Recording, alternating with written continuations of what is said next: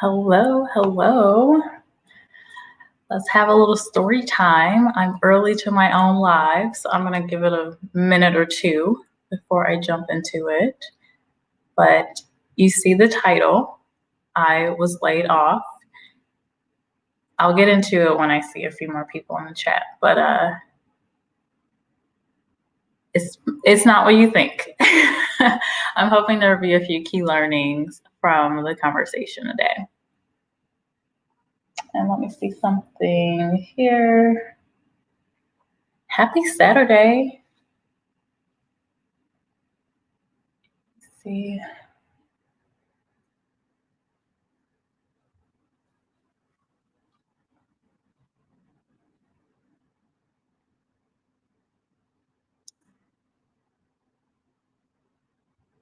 Hey, David. How are you? Welcome to the live. Good morning. What are you up to today? I'm going to get started in a minute to start this story time.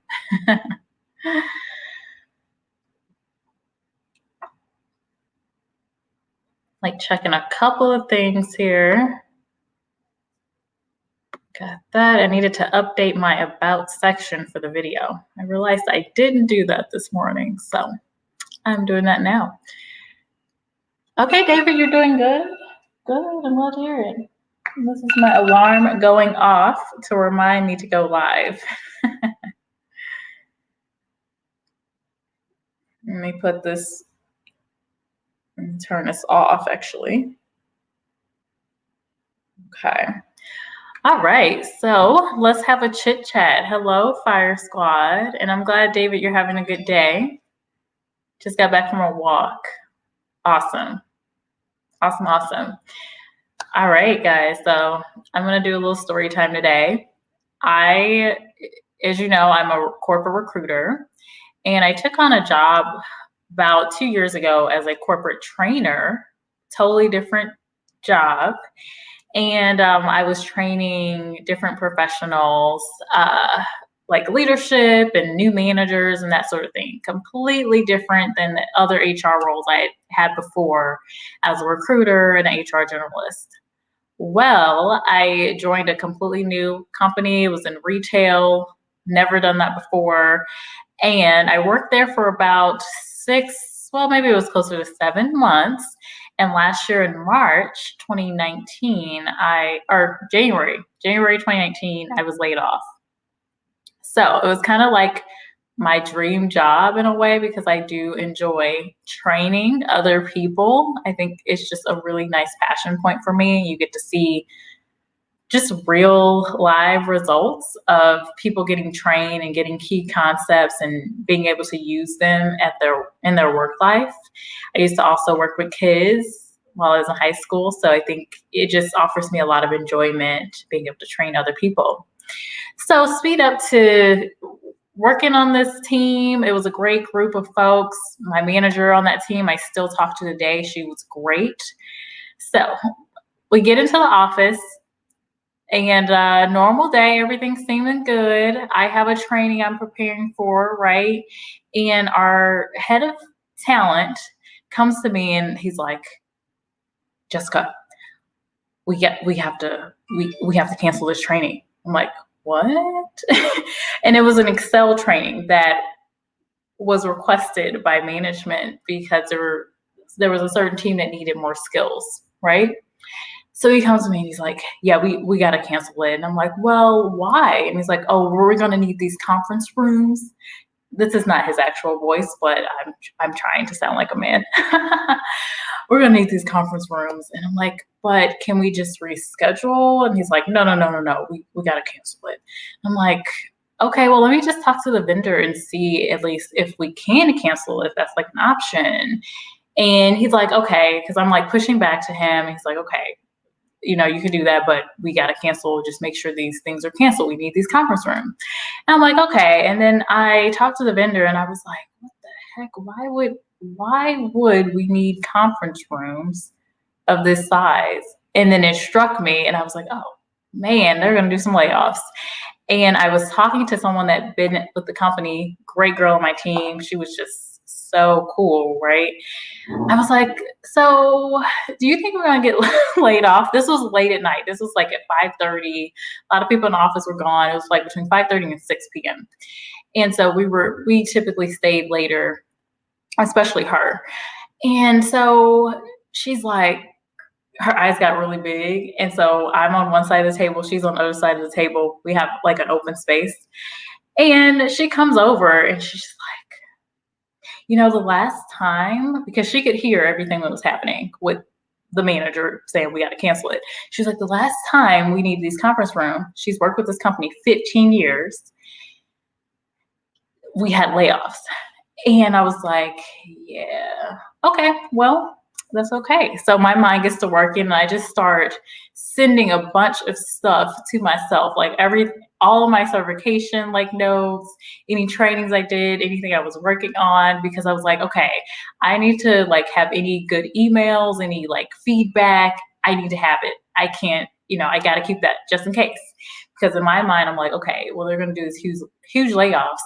HR typically is always impacted by layoffs because companies see HR as like, man, they're they're not that important. We can do without them. We don't need to manage our people. We'll get that. So I did think that I was going to be laid off, or at least a portion of the team. I wasn't sure.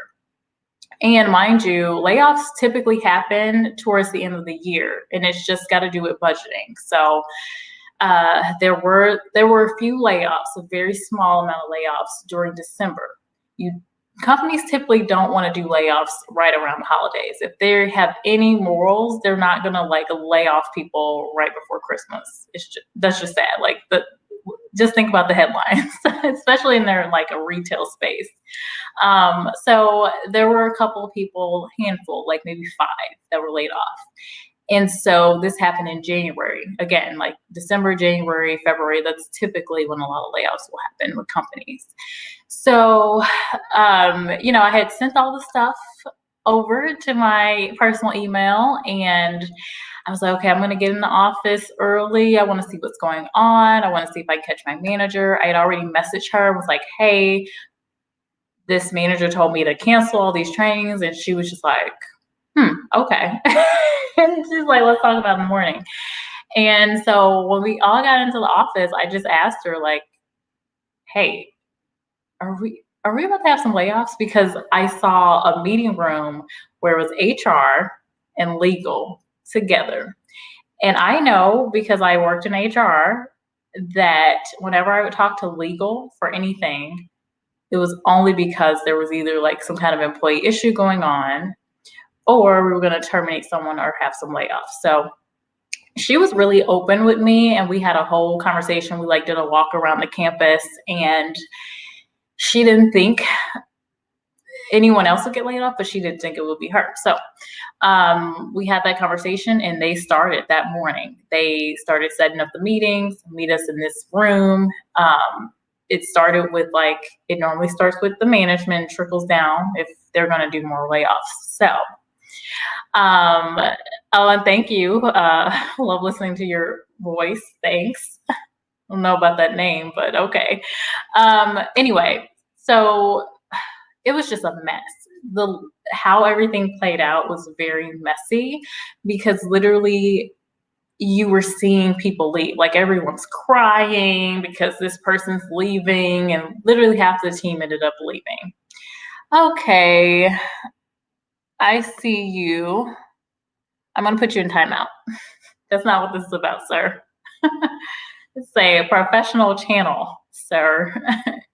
Anyway, so back to the story.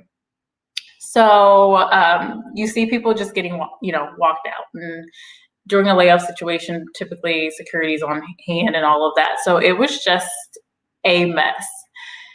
And sometimes it's more of a first in, first out. Like I was a newer employee, and a lot of people were newer.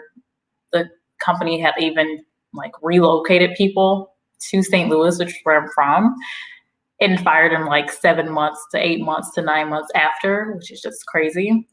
But they had some financial trouble, so it makes sense. So I'm looking at the comments here. I'm going to pause. David Farrell, this was last year. This was last year in January. So, and I'm kind of setting up the story because I do want it to also be a motivator for anyone that's on the job search, because one great thing, I mean, I'm really thankful for that layoff experience because a few things happened that were really positive.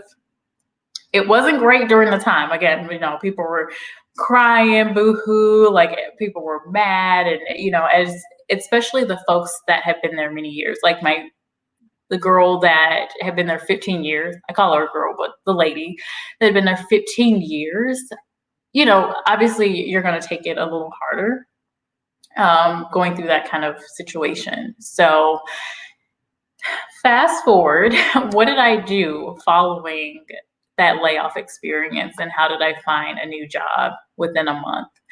So really the first thing I realized I had to do was give myself time. It was just a very emotional experience. So I would say anyone in the chat, like if you know someone that's been through a layoff, or if you've been laid off, like that it can be emotional. No matter how much time you spend with the company, it's definitely harder the longer time you've had, but it's just an emotional experience. You got someone telling you taking away a piece of your life, essentially. So it was hard. So I actually ended up taking, I want to say it was closer to a week, where I just did not do anything as far as job searching. Like, I just tried to get some really good people around me. I talked to my coworkers that some of them were still working, and then others were a part of the layoff. It was half the team, so a lot of us were out. And it included folks in St. Louis and outside of St. Louis. It was massive. So I had to really take some time to just, kind of get out some of the frustration, vet to different people and rant and rave and do all of that, and reflect on what I wanted to do going forward as well. So I always encourage anyone that has been through a layoff experience to take some time. Like, you just need some time to just sigh, you just need to breathe, because something that typically happens when on the recruiter end, when I talk to folks that have been through maybe a toxic work environment, or they were laid off or whatever, a lot of times the negativity comes out in their conversation. And I think a part of that is because they have not taken that time to really just let it go and move forward. And so when you're talking negative about a company, it always looks bad when you're interviewing. And so it's kind of like when someone's gossiping about someone and they're trying to make the other person look bad, but they end up looking bad. And so that's what happens. So I'm going to pause for a second just to see some of the comments that have come through. But that was the number one thing I did. I had to give myself a little bit of time.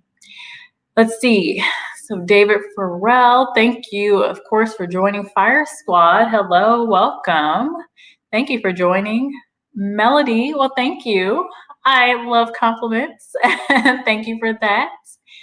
Let's see. Rice and Beans, hello. How are you?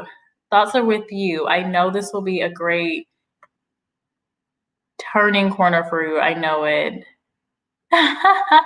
Okay, so what I said earlier, and I think I got on the live a little bit early, but I am still working. Rice and Beans, thank you. This happened last year. So I was laid off last year, January 2019, and I was able to get a job within a month. So I'm kind of talking through the process of what I did from that layoff experience. So yeah, the first thing was giving myself some time. But the next thing I did, and I think sometimes people get a little tripped up on this, you don't really know what to do, but I did schedule all of my health appointments, like my dental, my women's exams, all of that I scheduled right away, because the layoffs happened towards the end of January. And one thing that happens if you're laid off or terminated is your benefits will end at a certain period, unless you negotiated for your benefits to end an additional month or so. So typically those benefits will end. So that's what I did too. I scheduled my appointments, and I, of course, filed for unemployment, of course. And then I took, of course, I took that time. So after I had the time, I kind of digressed. I had like my breather. I was able to really make a game plan of, okay, what do I actually need to do? Putting my recruiter hat on, what would I tell someone else to do in a situation, right? So I began to use my network first. I used the tools that were given to me, and they were not successful. So if you have a layoff experience, typically you'll have some kind of like career consulting company that this company has some kind of partnership with, and they're to help you find a job. Well, I did use them, but it was unsuccessful. Literally, I went to have an appointment with a career coach, and at that point, I was already interviewing and stuff. I had redone my resume. I had taken the time to do that before I kind of jumped into the process with applying to jobs. This guy was just like, "Oh, well, you can actually help me on some things." I was like, "What?"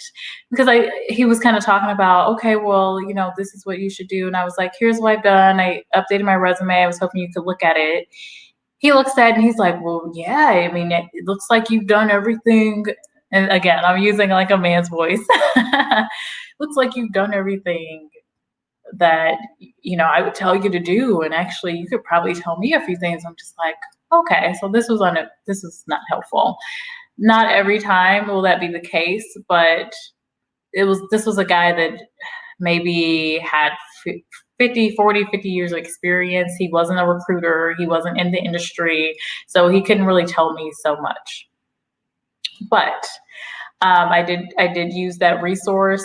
I would recommend using that resource if you do have that. Typically with a layoff, you do get those resources of some kind of career coach or consulting firm that you can go to for free. Oh, I see something here. How much notice did they give?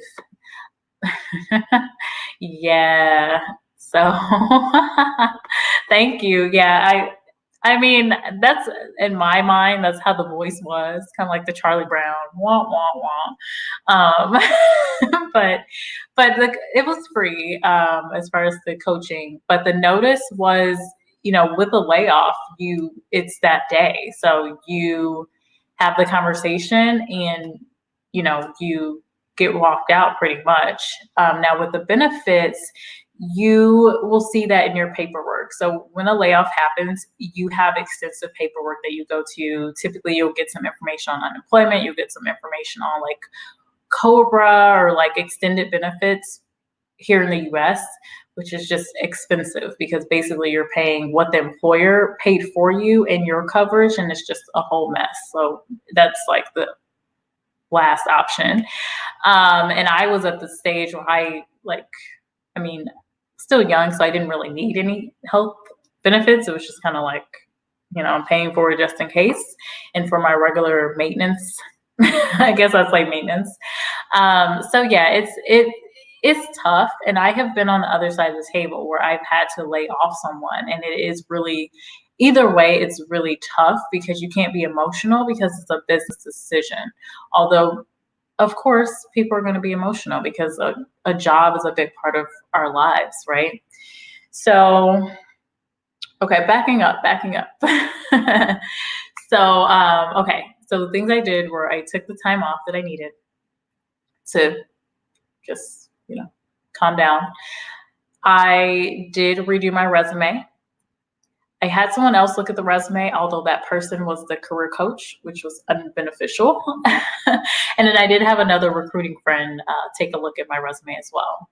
I connected with my manager, and she had my back. She offered that she would be a reference. And I also started looking through my network, and I'm heavily on LinkedIn. So I went back and I just started thinking about who have I been connected with? Who are my colleagues from my last company? Current company that I just got laid off from. And I started reaching out to folks that maybe I haven't talked to in a while, but I wanted to reach out to them so that they knew, like, hey, I'm on the search. Let me know if you see anything within X, Y, and Z, which at the time I was looking at recruiting, training, or HR. So fairly broad enough for me not to be limiting my options. And then the other thing I did was I tried to build my network as well. So trying to connect with more people, going to events, networking at the time. I know we can't really do that now, but we can network online. And that really helped, because what ended up happening is someone at the current company I was laid off from referred me to a job, which I ended up getting an offer for.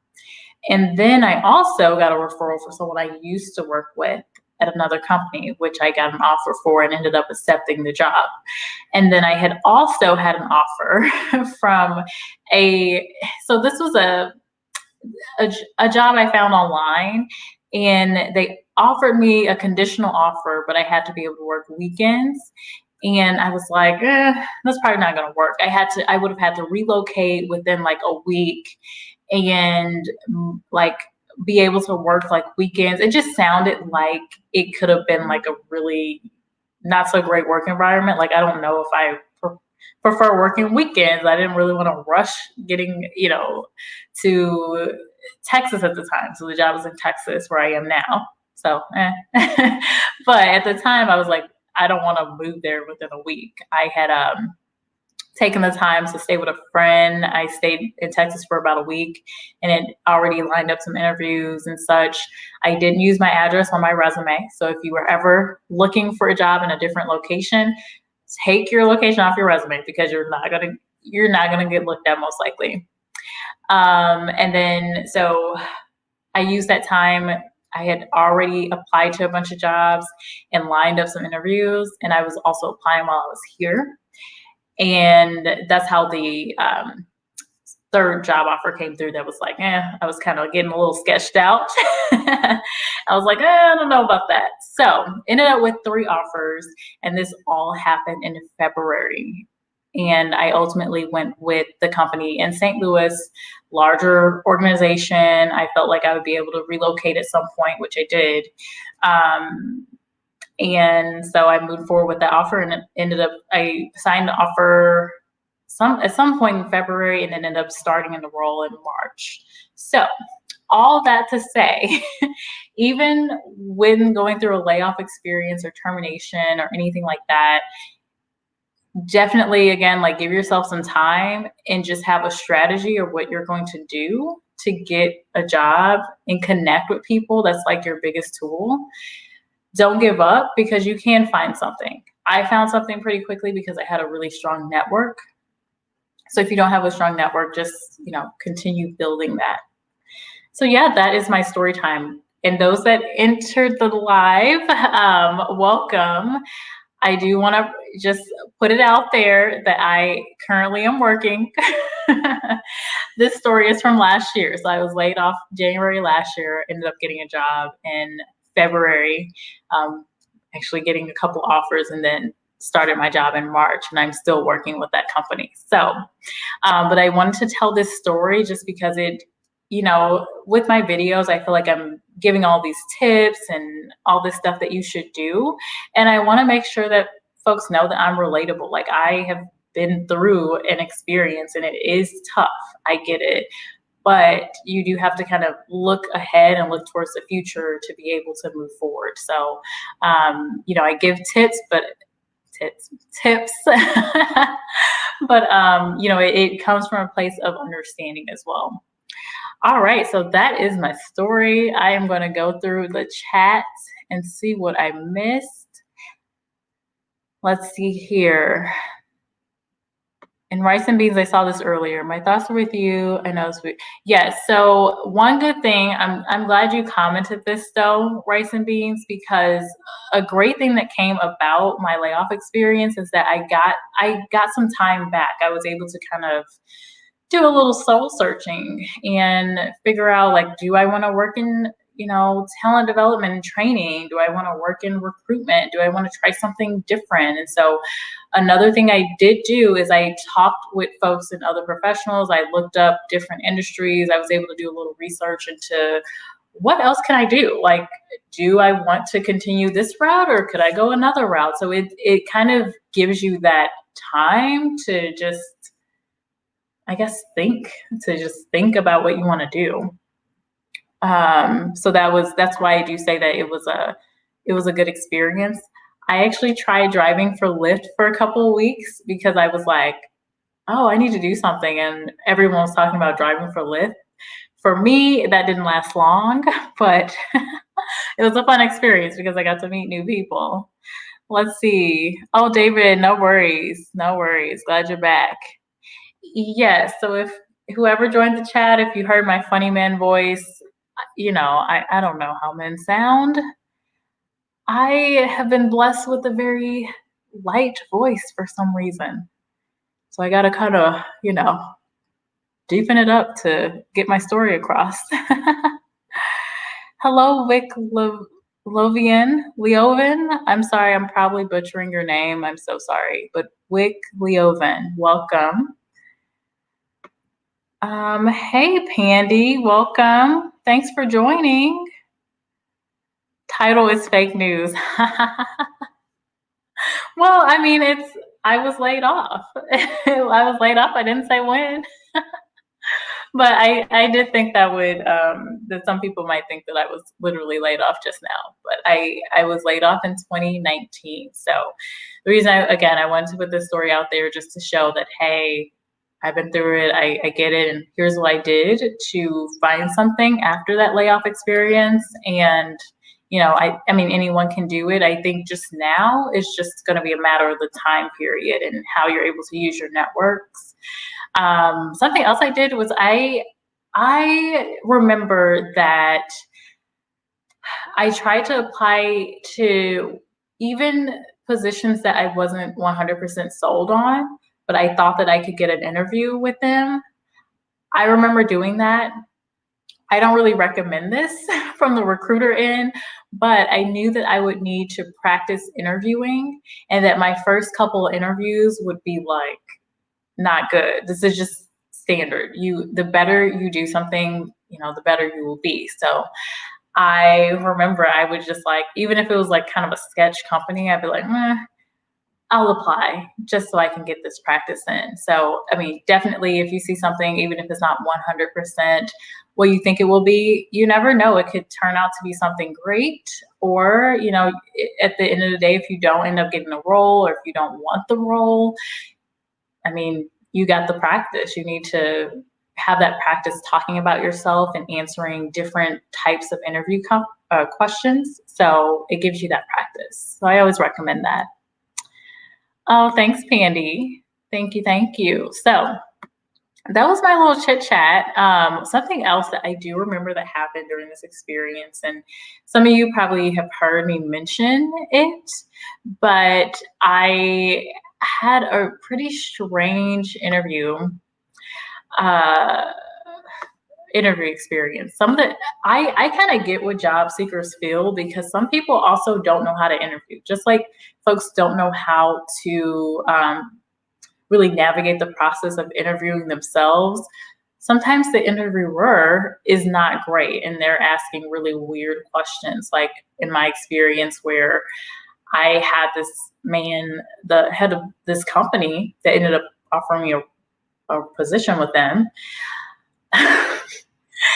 who just asked me a little weird question. So one was about my religion and just kind of seemed a little awkward. And I was like, well, hey, he actually said like, oh, I'm a little nervous. I'm like, well, don't tell me that. You don't want me to be nervous because you're nervous. But I tell him like, hey, I'm interviewing you too. Don't be nervous. And I'm like, okay, I'm helping you along. Like, what is this? I'm helping you to interview me. Like, what is going on? Were you not prepared? So sometimes with executive level management, sometimes they're just not prepared to interview. Like the HR team or the recruiters have not really prepared them, or maybe this is their first time interviewing someone. And so that can be tough. let's see. Let me look at this question. What would you wear to the interview? Go casual or really professional? Well, I definitely would not be wearing this. I think my face look is cool. I'd probably put on lipstick a little bit. What I would wear is, for me being a woman, I'd wear probably a dress and a blazer. So maybe a dark blue dress that looks professional. And I would have like a dark or maybe tan blazer or black dress, something pretty professional. I always ask though, even though I'm a recruiter, I always ask about the dress. So I'll say, oh, I'm planning to wear, a suit, or I'm planning to wear, a professional dress and a blazer. Is that, is that in line with the dress code for you? If it's a corporate place, most likely you need to dress corporate. So that means like in a suit, or for a guy, I would say a button down and some slacks and some nice shoes is fine if that's the most comfortable for you. Or if you're comfortable in a suit, I would wear a suit. I think whatever makes you really confident and comfortable is great. Like, I remember this time, this guy was interviewing for a role. I don't remember what it was, but he had on this jacket. He had on a full suit and tie. I don't think you always need a tie, but he had on a tie and a jacket. And he was like sweating bullets, even though, I offered this guy water. He had water, but he was sweating bullets. And like, dude, just take off your jacket. Like, what is going on? And then at that point, like, he probably had the sweaty armpits at that point, so probably couldn't even take off his jacket. But if you're uncomfortable in a suit, don't wear a suit, or leave the jacket or whatever, because one thing, you're going to be nervous. So if you're a sweater, you're going to sweat more because you're going to be a little nervous. And also, if you're doing a face-to-face interview, which I know isn't happening as much now, you don't know what that temperature is going to be like. They could have it really warm in a place. Or if you're interviewing for a warehouse job, that could be really rough. I know they have different, weather conditions in there, or it could be really cold. So I always say, you can definitely bring the jacket, or have the jacket on you. But if it's warm in there already, I would just ask them like, oh, do you mind if I take my jacket off? They're going to say yes. Like, they want you to be comfortable. We're not trying to keep you from getting a job. David's commenting about that. Yes, he was a nervous interviewer, David. And I mean, I feel like a lot of people get nervous when you're interviewing, or if you're presenting to people. Like, think about folks that go and stand up in front of a 1,000 or 10,000 person audience. I'm sure they're nervous, but if you're not used to it, like, the more used to interviewing you are, the less nervous you're going to be, especially if you're thinking of it as like, hey, this is just a business consultation. You're looking for services I can provide for you, and I'm looking at what you can provide for me. Let's see if there's a match. Essentially, if you think about it that way, you're probably not going to be as nervous. So that would be my tidbit there. Oh, thank you, David May. Oh, how sweet. I do love compliments, so bring them on. David's are popular today. Yes, they are. There's actually a couple people on my team named David. David is a popular name. It's a really strong name too. My mother loves that name because she's very Christian. So she thinks of King David in the Bible. No tie. I don't think you need a tie every time. And again, I always go back to learning about the environment. If it is a very corporate environment, you may need to wear a tie. But there's also companies like Amazon. Amazon says, like, come dress as you are. They don't really, look too much into your dress as much as most companies do.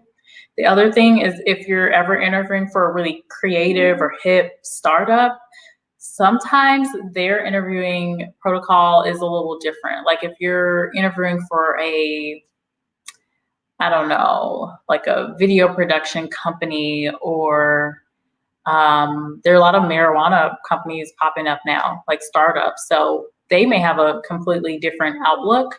So that's why I always say ask. But if you don't know, if you ask and you're not getting an answer, always come dressed more professional, because I mean, if you're dressed up, you're not going to have any regrets. Like, yeah, you may go to the space and people are dressed down, but you still look good. As long as you look good and look your best and you look confident and ready, you're going to do well. And at the end of the day, you can also look nice and then bomb the interview. So, it's all about what makes you comfortable too.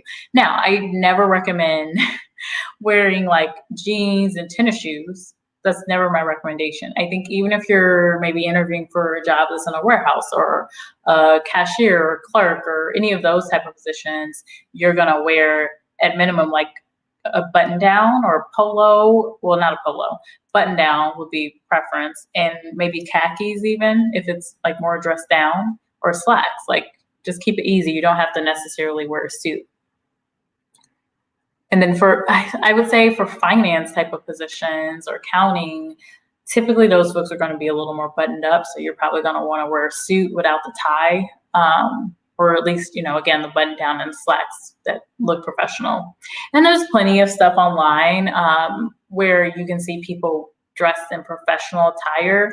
I think now if you have a virtual interview, horror stories. Virtual interviews, make sure that you are just fully dressed. Just fully dress yourself, because I've heard some stories, and I've actually heard a case that's a little closer to home where someone didn't realize their camera wasn't turned off. They got up to leave and they were not wearing pants. Like, just just wear pants, or just make sure you're fully dressed. Because you just never know. And I get it. A lot of people are working from home, more casual. You may not want to get fully dressed, but this could be, a great job opportunity for you. And you just don't want a little mishap with something, just like a oops happen, and then that job's out the window. So yes, David, definitely be on time. I say early. Like, you're on time if you're early. I would say be at least 5 minutes early, whether it's like a virtual Zoom interview, be at that Zoom early so that you're ready. Test out the technology. Make sure all that's squared away. Make sure you have connection. Don't go to a place where it's like noisy. If you got kids, pick a time that you can interview where they can, be somewhere with someone, or maybe they're sleeping, or whatever you need to do. There's just so many different scenarios. Like, people understand that, folks have different scenarios at home, but just try your best to make it a quiet-free space. Okay, cool. David, you're Christian. My mom would love you. And you're in Montreal. That's really cool. I haven't been to Canada, but I would like to visit. And muchas gracias. Hablo un poquito de español. Let's see. Yes, David, that is funny. The person, and more people are doing this. Like, on the news, you'll see with Zoom calls, it could be a team meeting. One guy had his camera on and he was doing something completely different. There have been scenarios where someone thinks their mic is muted and they're talking about someone in their team. And it's just got to make sure that camera is off and the mic is off. And if you're saying something appropriate, you're not wearing something appropriate, just don't show your camera. If you're on a team meeting like that, that is just too much. Let's see. Yes, David, I agree. And actually, a lot of studies show, and I would say this even from my experience working as a recruiter, a lot of times the interviewers, that first couple of minutes, that introduction period is when that decision is really made of whether they like you for the job. Like, You want them to like you. Ultimately, you want to show that you're qualified for the job, of course, which you've already been vetted for that. If you weren't qualified for the job, you would not be brought in to interview.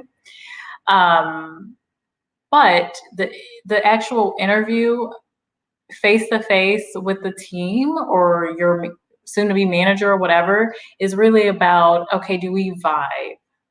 And to solidify, okay, what I see on paper. I see that you've done X, Y, and Z. I want to confirm that with you through these interview questions. I want to kind of understand what your behaviors would be if you were in this scenario, or what you've done in the past and how you acted in the past, so that I can better see how you're going to act within my team, because I'm going to need to manage you. So that's really what the interview is for. And I feel like there's kind of like this unknown with the interview of what's going to happen or what's the interviewer really looking for. That's really what they're looking for. They're trying to see if, do I like you enough? Will my team like you? Will you fit the team? That's what they're trying to figure out, alongside just confirming, can you do the job? That's it. That's it. As far as smiling and giving good handshakes, I think that is important. I would say that's a big thing that folks don't do, because a lot of times you're so nervous that you forget to smile. You forget to like look at the person because you're looking at your notes or your resume so much. You're not able to just pause. So let's say someone's asking me a question and I'm not completely sure how I want to answer, but I'm not comfortable with the silence. So what I do instead is I just start just talking, and it doesn't quite make a really compelling story, or it's not very concise and not quite what the interviewer is looking for. So what I tell folks is to just take a few seconds to think, and it really isn't that long. I just did 5 seconds of silence. So just taking the time to think about what you're going to say really helps. And then also with the nervousness too, I did a video about things that like you should avoid doing before your interview. And sometimes weird things happen because you've taken something. Like I talked to a girl where she had to take allergy medicine and she's yawning the whole time and can't really focus. I've also talked to someone who ate something bad before the interview. I'm like, no, this is not the time to introduce new foods into your diet. But had eaten something that she didn't normally eat and couldn't do the interview because she was just sick. So, avoid introducing new things to your diet. If like for myself, coffee gives me the jitters. I cannot drink coffee or else I will be bouncing off the walls and driving people crazy. So I don't want to be in an interview like this. So I'm not going to drink coffee. I drink water. So you just kind of have to know yourself. And even for me, like certain times of the day work better. Mornings are good for me. Towards the afternoon, I just start getting tired like a lot of other people.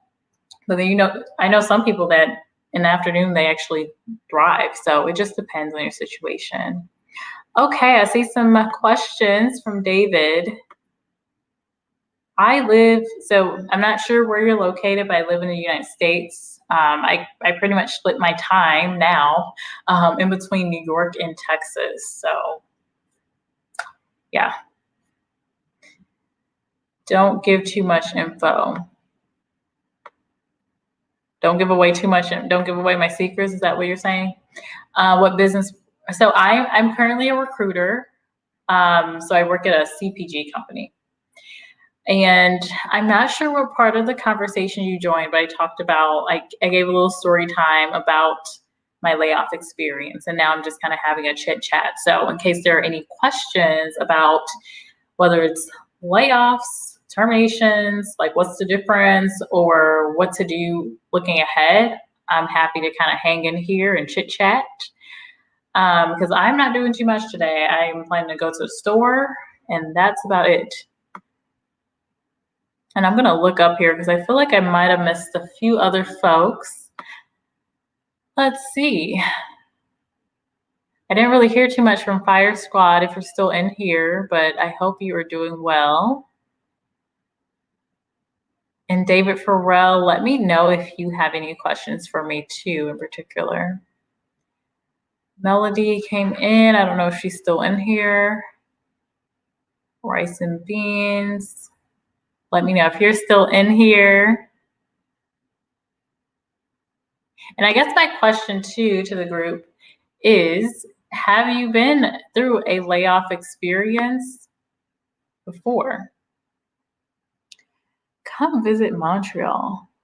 Oh my gosh, we're talking about the election. So, okay, I'll kind of pivot. One thing to know about me is I'm not very political, like at all. The only thing I'll do is kind of joke around about politics on occasion if I see something very funny. Really, the only thing political I really look at is more the economics. Like, I personally do not feel like government should tell people who they can love, where they can go, what they can do, yada, yada, yada. I don't believe that. So, really, political for me, like, I watch politics just to understand, honestly, what's going to happen in the business world, what companies are going to do, what my stocks are going to look like. Interest rates, you can see a pattern based on what's going on in the political world, but that's the only reason I look. But I am glad to see that we have come to a decision at least on who actually won. I think the next step, though, David, is just figuring out what people are going to do. There's a little nervousness here in the U.S. because of not knowing how people are going to react to the news of Biden being president. So I'm going to take a little sip of my drink here. And it's emergency, guys. It's not anything. It's not even coffee. It's nothing fancy. I take emergency every single day.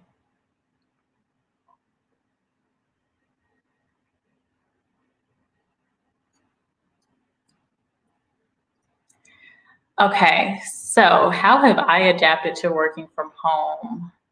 Well, David, I have been working from home for a year. So I actually liked working from home when there was a lot of stuff to do still. Right now, I like it for what it is, but my ideal model would be working in an office once or twice a week, seeing people, looking cute, showing my outfit off and whatever. And then, working from home the rest of the time, because you do get to meet your colleagues, you get to meet other people, you get to connect with them in different ways. Sometimes it's just nice to get away from your home environment. Right now, I kind of feel like I feel like I'm a housewife without the husband and the kids, because I'm just at home a lot of the time, unless I'm going to the store or maybe to a restaurant. Not really with everyone kind of social distancing as much as we can, and not being able to go to events as much, and not being kind of leery of travel. It's been a little tough, but I do like work from home because you're able to be a little more flexible.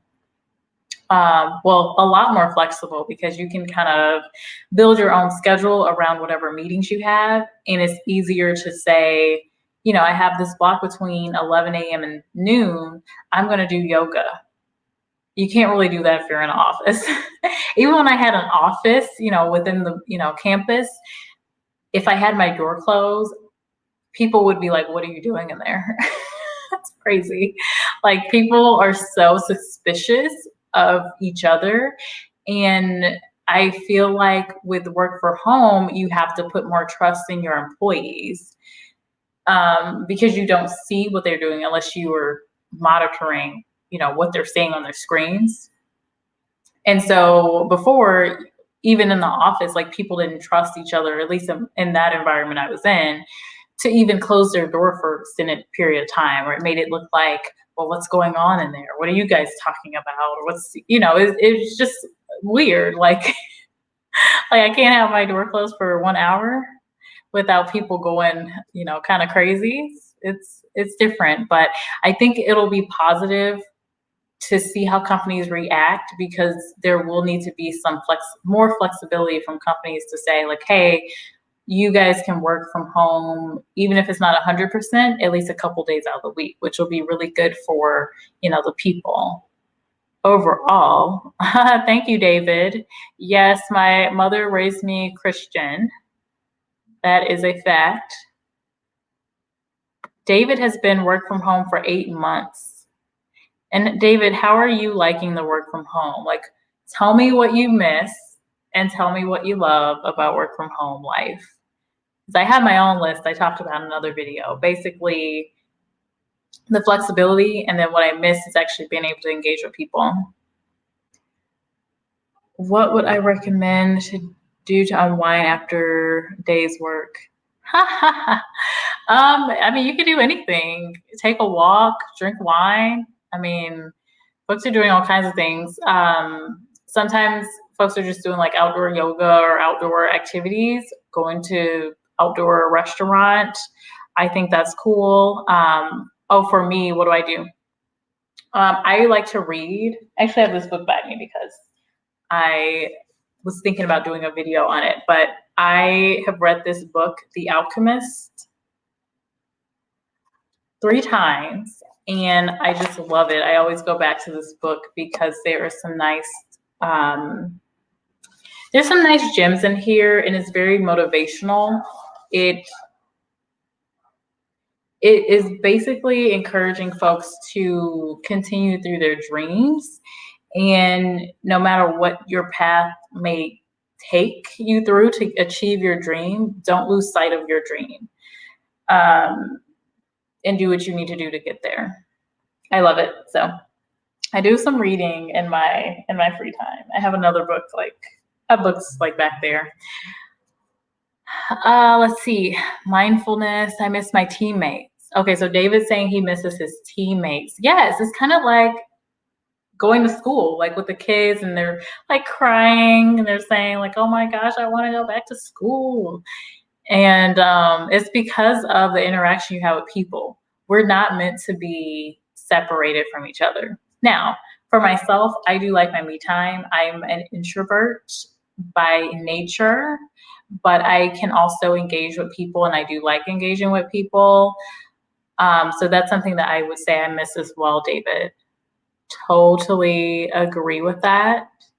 I agree with this too, the buzz around the office, because you're not as informed. There's so many little side conversations that happen just naturally, where you can see some, like 2 people talking and then they pull you in, or you can say, hey, what are you guys talking about? And then you can find out something new that's going on, or something that's going to happen, and it's super easy. So I would say yes, I really do miss some of that. But then at the same time, the benefit is you can be more productive at home because you don't have a lot of those side conversations going on. And when I say side conversations, I'm more so talking about the, like, hey, I just got, I don't know, a new cat. And then we're talking about the cat for 15 minutes, and we're looking at the picture for another 10 minutes. And then more people come, we're all looking at the cat. And it's like, okay, 30 minutes have gone by. I need to get this thing done. That just took 30 minutes away from my day. Or you're, going to grab something from the kitchen, you bump into someone that you're talking about their cousins, fiancés, kids, whatever. And then you're like, okay, now it's like 1 o'clock. And how did I? So anyway, you kind of lose some time just having those side conversations, versus when you're online, things are a little more productive. You kind of control your day more. And if you are having a conversation, most of the time it's scheduled, or you're just sending a quick message to someone or catching someone for a few minutes. So it's nice. David said, oh, woohoo, retired. Hey, I'm trying to retire too. I'm a little young for retirement for the US, but I'm trying to retire in like 10 years. Let's see. David likes the flexibility, no commute when the weather is rainy. Yeah. And I think, David, you are in Ireland, if I remember correctly. Yeah, so I definitely can see the positives of having no commute, especially here in the US with some of the cities like New York and Atlanta and LA, where they just have this crazy traffic, especially New York. New York is, I like some of the commuting benefits because it's easy to get on, like, once you know the trains and everything, you get it, you can figure out where you need to go. But when you're commuting to work, it's just really weird. Like, I don't need someone's whole body in front of my face, like during my commute to work. It's just too much. A little too close for comfort. Like, I need my bubble of my space. So yeah, that I totally agree. I don't miss the commute. Um, I guess the one thing, except for when you're driving. So when you're driving, which I don't 100% love driving, but you do get to kind of have your me time. You can listen to like an audiobook or you can listen to music, you can pump yourself up and, get ready for this day and all of that stuff. So it did promote me to be more, I guess, focused on audiobooks and things like that. Uh, okay, cool. So you have some hobbies, playing guitar, traveling, and learning Spanish. Muy bien. Había, no sé, 6 meses in Madrid, España. I did a study abroad there. And now, grandpa. Now you're a grandpa. Oh, don't say that. 55 doesn't sound that old. Like, you know, I don't seem like an introvert, but I am. No, I sometimes I kind of say I'm an ambivert because I'm able to move between the two. But the whole idea of the introvert versus the extrovert is really where you get your energy. So, do you get more energy from being surrounded by people and really networking and doing all of that? Like, are you more energized after you've gone to a networking event? For me, no. For me, that can be very draining going out. Like, I can do it and I do enjoy networking with people and, going to parties and things like that.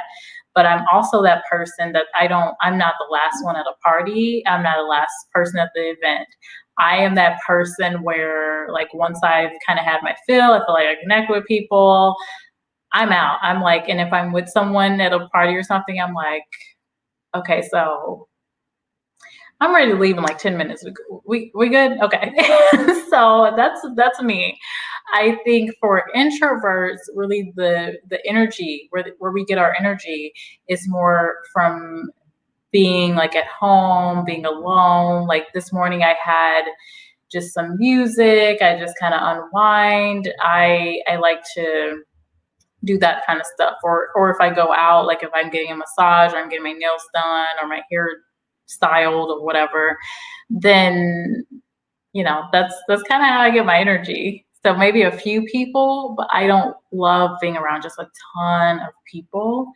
When I was training, that took up a lot of energy out of me, but I enjoyed it. So that's kind of the difference. But I get what you mean. I get that a lot. People are surprised that I'm an introvert, but it's more so about where I just get my energy. And let me know, David, folks in the chat, let me know, are you an introvert or are you an extrovert? I'm just kind of interested because I'm, a little nosy. I'm a little nosy sometimes. It's hard to keep in touch with people. Yeah, it's definitely harder now that everyone's just remote. It's so hard. Productive at home. So you agree that you're more productive at home? Yes. See, and a lot of studies show that. And the crazy thing is, a lot of companies, we've had these studies for a long time, but it took a pandemic for companies to say, "Oh, well, we can actually do remote work. This is possible." We can trust our employees to work. And typically people work more when they do have this kind of flexibility. So it's just so interesting. And David, yeah, you're in Ireland. Okay, very cool. I remembered. Hi, Foodie Squad. Welcome to the live. Welcome, welcome. Nice to see you. Last person if there. So David's talking about my earlier comment about the events. I'm normally the one of the first couple people to leave a party. So David's there for the party if there's alcohol. Okay. So that the like Christmas parties and things like that, like no. Foodie is an extrovert. Okay, so Foodie, then you're the person that would get energy. You get energized from going out and engaging with multiple people or going to a party or, that's where you get energy. So after that, you would have a lot of energy versus for me, an introvert, I will kind of feel a little depleted. Like I'm like, okay, once I'm done, I'm done. I'm out. I'm out. Let's see. Hello, Ashley. Welcome. Hello, my friend. Oh, so Ashley. So I talked a little earlier, guys, of part of the live. So I'm talking about my experience last year, where I was laid off in January, and then I got a job in February and started the job in March. So I did a little story time. So if you're interested in hearing more about that, Ashley, feel free to hit the replay. But I did talk about that a little earlier, and now we're just kind of doing a little chit chat. But I'm so glad you joined. David says he's an introvert as well. Okay, so you get more energy when you're kind of at home and you're able to relax and you're not as around people as much. That makes sense. Let's see. Ashley says you're right about introverts. I'm the same way, and I found I actually work faster remotely somehow. Yeah, so we were talking about that a little earlier as well. You know, we're able to be more productive a lot of the time because you can focus pending your situation. Like I get it. People with kids, people, women with a husband, men with a wife, like or maybe you have a parent at home, who knows, even pets, that can be a distraction. However, if unless the distractions at home or more so in a workplace environment, you're going to be distracted in the office. Like, let's be honest, people are bringing snacks, which is another plus for me. You can lose weight when you're at home because people aren't bringing donuts, cookies, and I feel like every other day there was something. Ooh, St. Patrick's Day. We got all these donuts and pretzels and yada yada. Or if someone had an event, we're bringing the snacks over here. And it's like, no, don't you guys know I'm on a diet? Stop bringing that temptation over here. But that's another benefit. I've been able to really control my diet at home. But all of those things are distractions. Like you're going to the kitchen now to get donuts, then you're chit chatting about this, and then Susie over here, I don't know, her cousin was in an accident. Now you're worried about that and Susie. And not to say these things aren't beneficial to really understand your team and build those relationships. I think they are. But at the same time, you lose some productivity when you're taking the time to have those side conversations, which I was saying earlier. So no, I 100% agree with you, Ashley. 100%. Foodie's the extrovert. She's like, where's the next party? Okay, so Foodie, I'd be that person like, come on, it's time to go. I'm over this. I have put in my hour or two. I am done.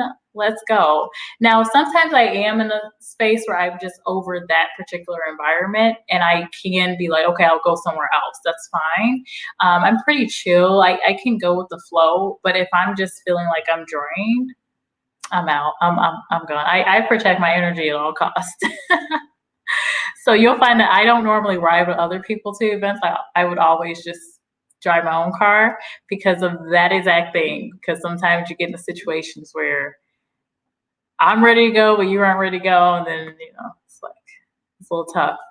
Hello, April. Welcome. I'm doing well. We're having a little chit chat. I was telling a layoff story earlier, and now we're just kind of we were talking about introverts and extroverts. And we also were talking about just remote life and how everybody's been managing that, because it's challenging, but I definitely feel like the benefits outweigh the bad.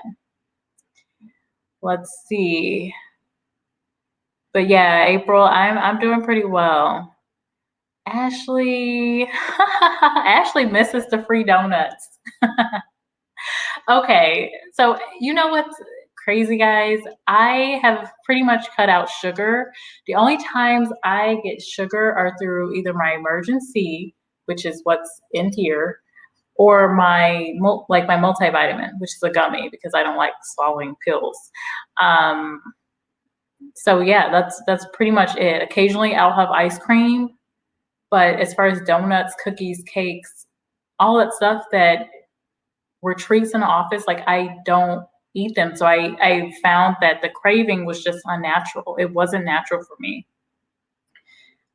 Even, and the ladies in the chat know, there's certain times where we love sweets. Even that time, like I'm good. I don't need it. So this remote life has been very positive. I would say I would have said I liked, the free snacks, but not anymore. So Foodie is talking to April. St. Patrick's Day is great. Well, of course you're gonna say that, David, but I do agree. Actually, not the last company, but the first company I started working with, our CEO was Irish. And he was awesome. I worked with him a lot on training initiatives and diversity and inclusion initiatives. He was fully bought in. He was just an all-around great guy. Really tried to understand our culture here. So yeah, he left a really good positive mark for any future people from Ireland that I ever meet. And I've known a few other people following that too that are from Ireland.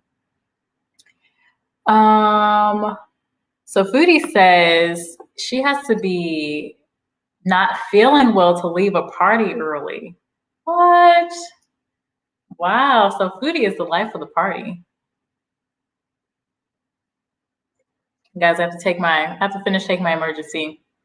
I put in a lot of water this time.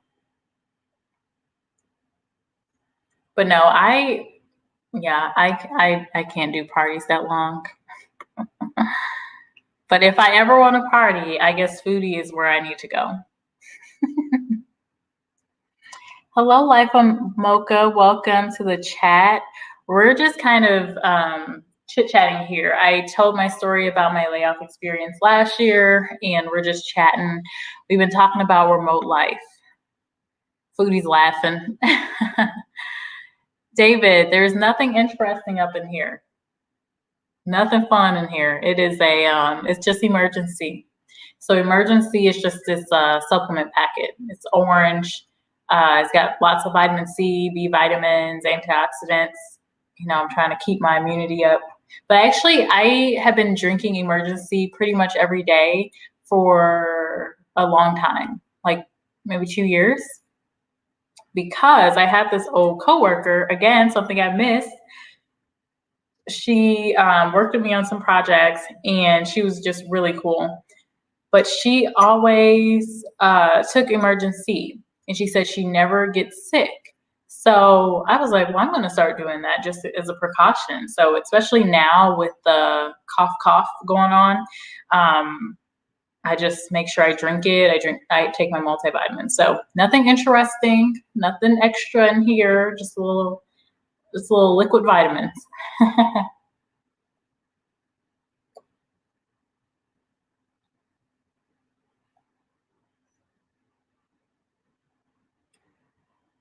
So Foodie saying hello to Life of Mocha. But yeah, guys, overall, I mean, we just kind of have to see how things play out. But I wanted to make this video just to show some encouragement. I'll be sharing another video on some companies hiring because I have a list. And I want to share with people just because there's a lot of bad news. I feel like every time I turn on the news, there's just doom and gloom and we're all gonna die and just nothing good is happening. But I mean, there is good happening. It hasn't been all bad. There's been some benefits on this, like the fact that us realizing that we can engage with each other remotely, or that we can be creative. We can come together to accomplish different things. So it's not all negative, and there are companies that are booming because of this whole work from home, stay at home scenario that are still hiring. So I'll have that video. I want to post it tomorrow. I'll probably post it either tomorrow or Monday. I actually need to make it. I technically made the video, hated it, and I deleted it. So that's the process of these videos, guys. I delete so many videos just because I'm like, I don't like it. Like if I don't look right in a video, or if I don't sound right, or anything can be off, and I'll just delete the whole thing and redo it. Life of Mocha. You're just gonna ask how often you could drink it. Oh yeah. So I just drink it every single day. I drink one of the little packets and put a little water in it. And I normally actually heat it up because I don't know, I just feel like it tastes better. Now it's like semi-warm. But yeah, I just drink it every day, and I take my multivitamin, and I eat pretty healthy. I mean, I'm vegan, so occasionally I will have seafood if I'm at a really good restaurant, but I haven't had seafood since September. I took my mom out for her birthday. We went to a really nice seafood restaurant in St. Louis, and I think that was the last time I had seafood. But yeah, it's not often. What states are hiring the most? So I would say, based on the last data I looked at, and this was based on actually a study that LinkedIn did about job seekers and how they felt, like how good they felt about getting a job and which state they were in. Missouri was the top place, and Texas, I believe, was number 2 or 3.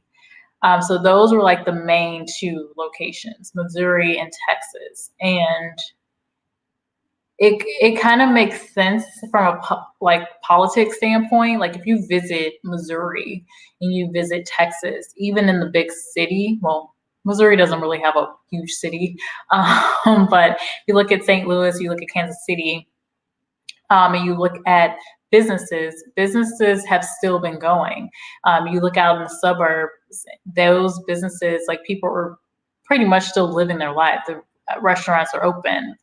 Where I'm from, I'm about 45 minutes away from the city. So my brother is out in the suburbs, so they've been open. When I visited in September, people were not wearing masks. They were living their life. They were going to restaurants. They were doing all the things that they could do. There were even some clubs that were open. And I remember because people were literally, and this is kind of the opposite, but normally there are people coming from the county or the suburbs going into the city to party. However, what was going on is people were coming from the city because the cities had, strict precautions around the cough. I'm not going to say the name because I think YouTube doesn't like that, but they were starting to go to the county so that they could party. It's crazy. But I mean, if you've been not locked up, but you've kind of been stuck at home all this time, then I think it makes sense. Like, yeah, you kind of want to get out and let off some steam. So that's what's been happening. So in states like Missouri, compared to New York, for example, where the city's still pretty much, there's still a lot of precautions around the restaurants and the reopening and things. So the other thing is too, a lot of companies are hiring in different states. So they're saying like, hey, you can work remotely. We're hiring in every single state. So they may be based in California, but they're hiring in like Utah, Missouri, Texas, Florida, wherever. So I actually shared in my last video a company that was doing that, but I think those roles were more like customer reps or customer sales, something like that. But they were hiring in every single state, pretty much. I say every single state, but I think there were 35 states that they were hiring in. And that did include Texas, and it did include Missouri. But yeah, so, and you have to think too, with the winter months approaching, the states that are the coldest with more population density, they're probably not going to have as much flexibility, especially now with Biden being in office, as far as their business is running, unless there's a total shift with how we're thinking. Like, I don't know. That's why I say I don't love politics, because it's always some weird kind of agenda. Like, we couldn't do it before, but now we can. And it's just a mess. So I don't really love either party, to be honest. But I just like to see, selfishly, how it's going to benefit me economically. I know that's terrible, but that's what I think. Oh, wow, we have Jesus in the chat. Okay. Let's all take a moment of silence for Jesus. Or is it Jesus? Because I know someone's speaking Spanish in the chat.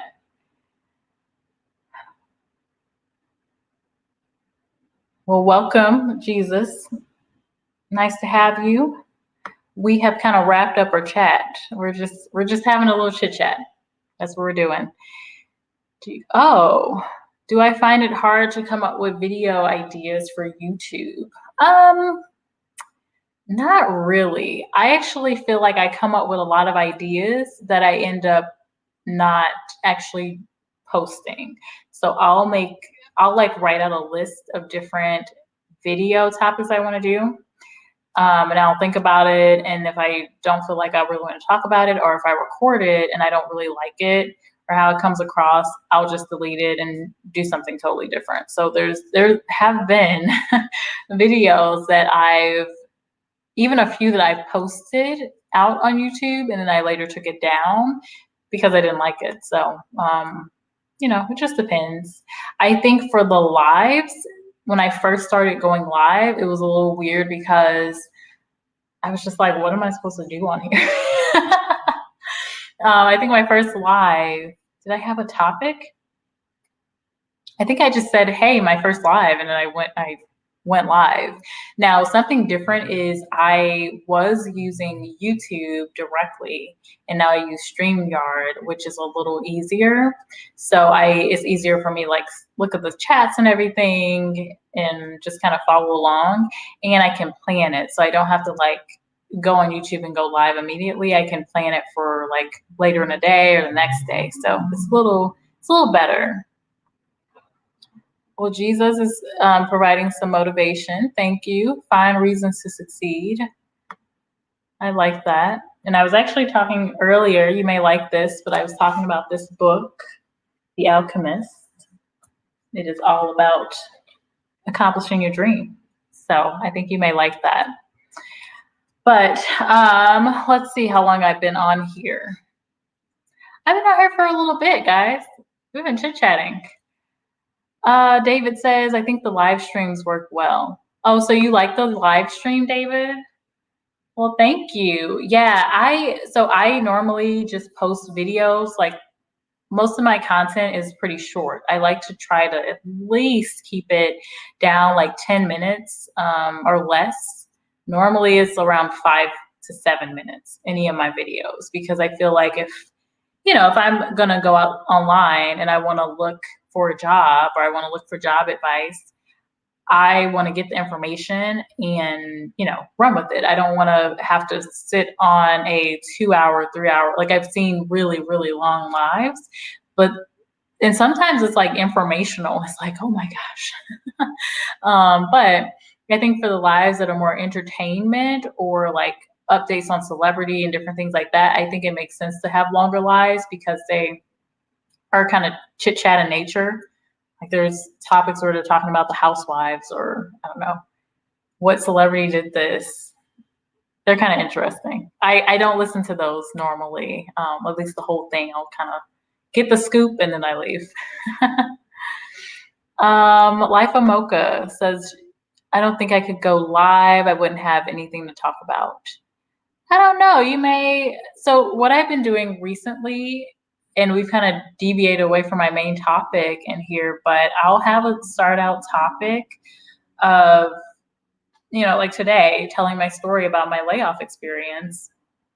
And then, like, just like today, I'm done with my story. I have told my story, and what do you guys want to talk about? So, no, it kind of manages itself.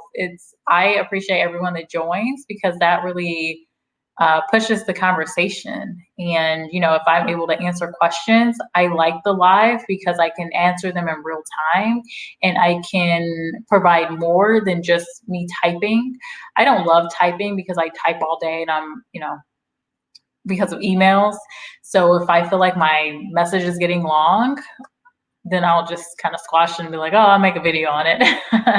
So when I respond back to my folks on here, all my friends, I normally keep it pretty simple, like a few words. So, but no, I feel like you might be able to find some things to talk about, and it depends on how long you want to be on here. Oh, excellent book. Yes. I love this book. I've read it like so many times, and I have this other one. I don't know if you'll like this one. I just got it because I thought I'd be interested because I am a free thinker. I like to learn about everything. But it's called the Hermetica, like Lost Wisdom of the Pharaohs. I'm not finished reading it though. So yeah, those are my videos. It's hard to make money from YouTube. Honestly, I wouldn't know. I do this as more of a hobby. But if I get monetized, then woohoo! I will tell you. I will share all the details on the money. Now there is something else that I do. It's called Current, where I share. Well, it's basically an online advisory board. So if you're knowledgeable in a certain topic, like for me, it's HR and recruiting. Well, I've been getting paid just by sharing different perspectives with them because what they do is they want to hear knowledgeable folks within different spaces share their thoughts on certain topics, especially as it relates to what's happening now with the cough, and where the world may be going, like what they need to look at for the future. So they're selling this information to businesses and they're paying us that's on the advisory board. So if you're interested, definitely let me know. I can make a whole video talking about it, but it's called Current, and it's a pretty cool website if you're, in a specific skill. If you have a specific skill like HR, or there are topics about science and finance and just everything, healthcare. So it's pretty cool. I actually noticed that one of my past colleagues was on there. Let's see. Any podcasts? Yes. Podcasts I would recommend for just in general would be, I like His and Her Money, Mr. Money Mustache, I like a lot. And I also listen to Dave Ramsey, which if Rice and Beans is still in here, he knows that. I am always on Dave Ramsey's videos just because I like the base message that he has about, creating an emergency fund and paying off debt. I don't always 100% agree with the approach. Like, I think right now, people need to be not so worried about paying off their debt, but they need to worry about building a significant emergency fund. So he recommends like having $1,000. Well, I would say right now you need to be able to have at least 6 months of expenses because typically that's how long it takes for someone to get another job. So my thinking is a little bit different from Dave Ramsey, but I think at the base level it's really good to listen to him, because especially if you feel like you're kind of in a mess financially, which is where I was a couple of years ago, like 5 years ago. I was out of school and I was like, oh my gosh, this student loan debt, how do I pay it back? And he provided a nice guide. So I would suggest those podcasts for sure. Oh my goodness, I'm so sorry, Vernez Junk Closet. Oh my gosh, I'm sorry. On Tuesday too, man. That is tough. So Vernez, definitely replay this video. I told my story. So I was laid off last year in 2019, January 2019. And I did a couple of things to help me find a new job, which I started in March. So I had multiple offers in February and I started in March. Now, it was a different environment. I totally understand that, but typically it takes folks 3 to 6 months to find a job. So, for me to find a job within a month was based on a couple of different things I did. So definitely please watch that video. Also, Vernez, I'll be doing this weekly. I will be posting companies that are hiring. So please do watch that. But I'm so sorry to hear it. But I will say that one thing I took away from my layoff experience was it gave me the opportunity to think. It gave me a chance to kind of reflect on what I wanted to do. And I actually found, and I didn't say this earlier, but I did find other opportunities and ways of making money outside of Lyft, which I did try. But I actually ended up consulting for a few people. And I also ended up joining this advisory board later because I was just continually looking for what other income can I have outside of my main job. So I tried apartment mystery shopping, which I did a video on, and I also tried Current, which I'll post a video later, but it's an online advisory board and you get paid to literally provide your own perspective on whatever industry you're in. And I've been accepted to every board I signed up for. So that can be a way of getting more income as well while you're on your job search. But yeah, it's so important to have the financial set up for the what if, and if it does happen. Then the other thing I did tell folks earlier is to make sure that because your benefits has a certain date of when it will end, make sure you have those appointments, schedule those appointments. I know now it's a little scary to go into the office because of the cough. But schedule those appointments anyway. It'll be better for you to get those out of the way, like dental cleaning, any health screenings, anything you need to do that's covered under your medical, do it now because there is going to be a specific date that stuff ends. And that's one of the first things I did when I was laid off. Let's see. And also Vernez Junk Closet, please connect with me on LinkedIn. Please do. And anyone else in the chat here. Okay, let me see. And I'm gonna pronounce Current because it's this. I'm gonna put this up on the chat. And I see a few people that came in here. Let's see. Okay, I missed a couple of comments. Let's see. So any podcasts, I talked about that. Read Extreme Ownership by a Businessman and Former Navy SEAL. Extreme Ownership. Okay, so read Extreme Ownership. Thanks for the tip. Edward Smart is saying hello to Vernez. Okay. Yeah, David, I just put it up in the chat. So it is Current without the E when you look it up. Hello, Partly Cloudy. Welcome to the chat. I have kind of wrapped up my discussion, but if you want to hear the story and the details, definitely hit the replay after this chat is over, or this live is over. Bald and Bankrupt is it's a YouTube channel. Okay, I haven't heard of that one. Bald and Bankrupt. Oh, on YouTube, what I recommend, so still Dave Ramsey, yes, but I really like Our Rich Journey. I'll put them in the chat here too. I like Our Rich Journey. Who else? Isn't Her Money. Let's see, Minority Mindset. And Graham Stephan is another one. He's really good overall. It kind of depends on what your interests are, though. Iron Fist, am I happy that Trump is no longer president? So I talked about this earlier. I'm not really political. I really don't care, to be honest. Now, I care in the sense of whatever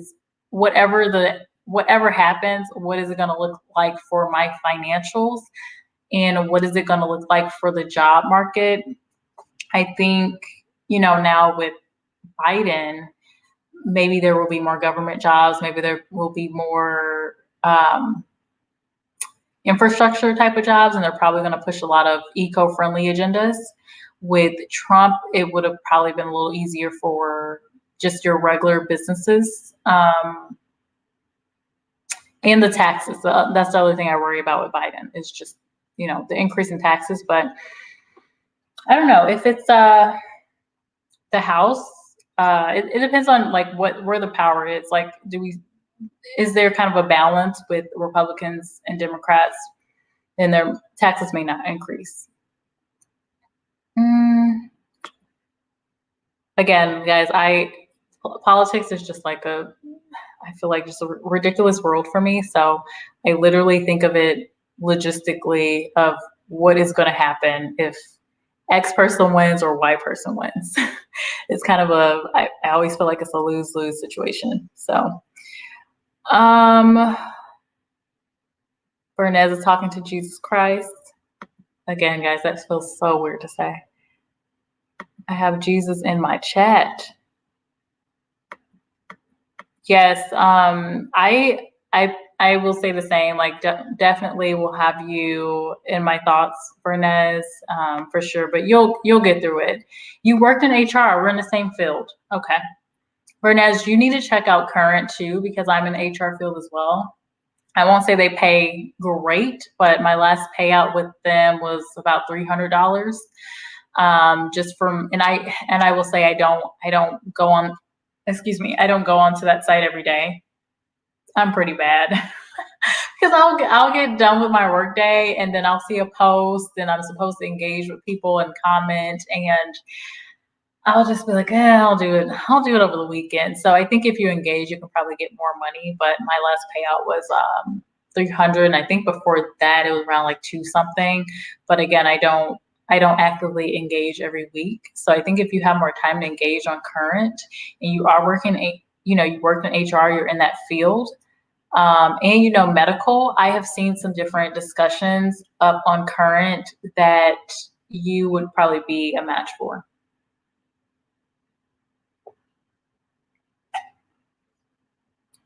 So but you'll be okay. I have seen HR jobs out there, and the benefit of working in HR is typically you have a good network, and other HR people, like, I feel like we look out for each other, right? So you'll get through it. Don't worry, but be sure to take some time for yourself. Take the time for yourself. That's something I had to do because it's just a tough experience, and you need to, you gotta vent, you gotta get out everything, you gotta get out all the emotions and all of that before you really get on that search to find something different. Oh, Roman. Yeah.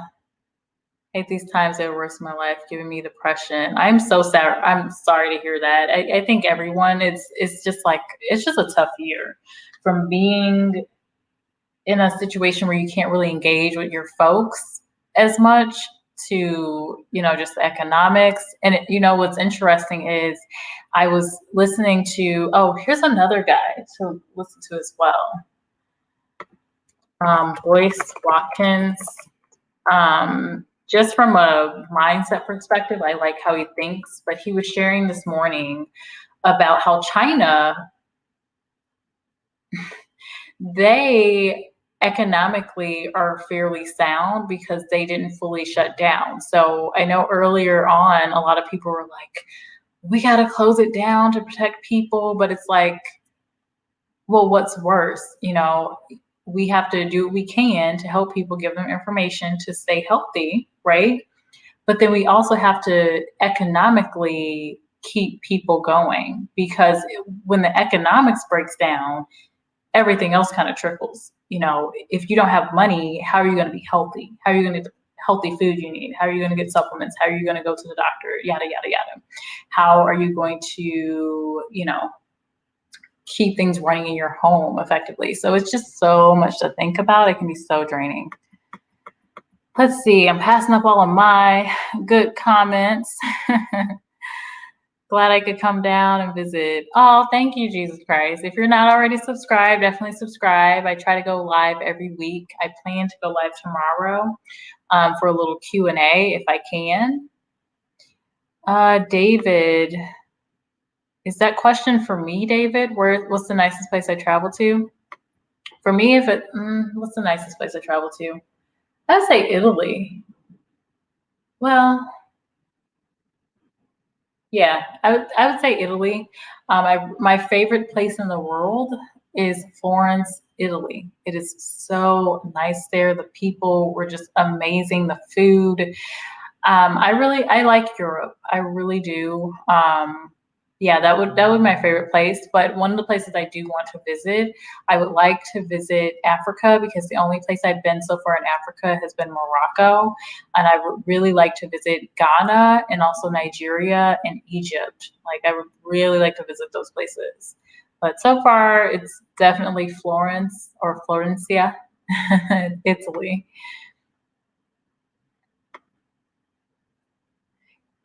And you're in New York too. Yeah. And I was just in New York, Vernez. I was in New York in October.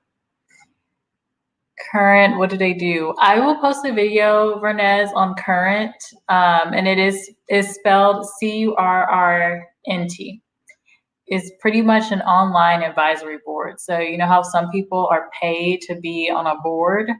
I actually was a part of a board as a volunteer, so I didn't get paid. But this is a paid board where you're looked at as an expert in your field, and there are specific questions that are posed to you. There's a moderator.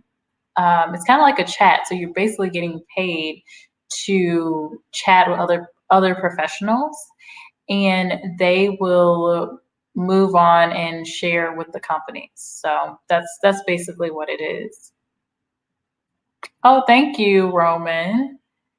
Yes, I try to be very positive. I mean, here's the thing, like there's a lot going on, but we do have to focus on the future and what we can do now and looking ahead. So I mean, that's all we can do. When you're in a place where you're just going to be negative, there is no changes that you can make. So again, I keep going back to following the layoff situation or any other situation. You got to have that time to just get everything out, get past it, so that you can move forward. So you got to have that time to kind of focus on you and do some thinking and self-reflection and all of that. Oh, and thank you. Welcome to the family. Thank you. I'm glad to have you. And I love that thumbnail, by the way. So Ashley's got to go. Okay. Oh, well, thank you, Ashley. Yes, I will talk to you soon. Sounds good. We can talk later. I'll probably call you some other time this weekend. But thank you for joining. And I'm just realizing I have been on here for 1 hour and 37 minutes. So I am thinking it is about time for me to go. But I'll stay on here for a little bit in case there are any questions for me.